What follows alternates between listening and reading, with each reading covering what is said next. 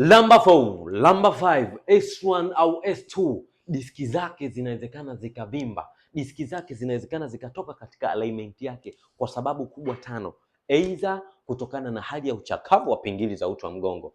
Pili, kutokana na kikazi cha kukaa kitako kwa muda mrefu.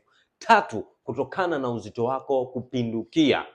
4, kutokana unanyanyua vitu vizito kwa muda mrefu sana.